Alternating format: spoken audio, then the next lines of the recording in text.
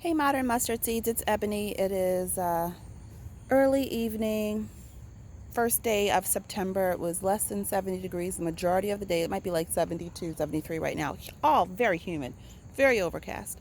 I am up the street from my house at the Faith Community United Methodist Church. And I wanted to show you just some of the things that are on my roadway as far as gardening. So I'm just going to show you this one here. So first and foremost, if you grew any kind of a coneflower like these echinacea, they are going to seed right now.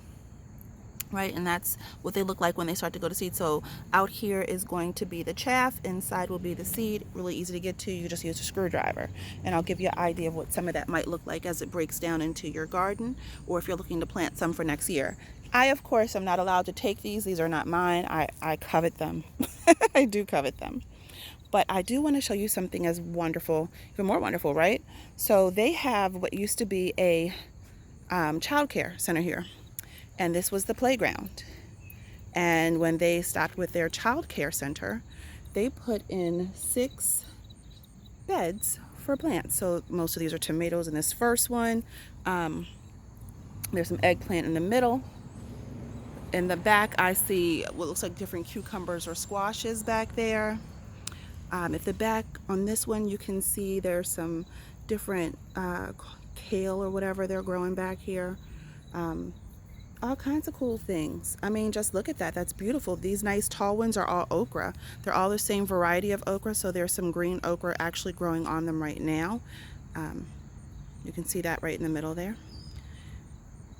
They've got all kinds of beautiful things growing over here. I love it. But they could have actually planted a lot more in the space that they're given. So yes, they're getting food. They've got a ton of peppers over here. So it looks like 1, 2, 3, 4, maybe 10 plants, but they're all not different. Like there's a little red pepper down there at the bottom. I don't know if you can see that. And it's starting to rain on me. There's some green peppers on this one here. And then of course there's some kind of a squash here, which might be a butternut squash coming in, I'm not sure. I'm gonna make this really short because it's actually starting to rain on me. But they made this beautiful, beautiful garden for vegetables. And I think it's just for them. I never bother it, but I like to come visit it. Yeah, it's for real raining on me now. But I think it's a beautiful way to use your resources. I honestly think that every church should be doing something similar. And if for no other reason, then you can, I'm just going to sneak in here quickly, but for no other reason, then you can feed the parishioners and the people who need feeding, right? So this is well done. It's really pretty. If they were using the square gardening method, they could actually grow a bit more. They've got a lot of plum tomatoes here as well. And I think this is a basil.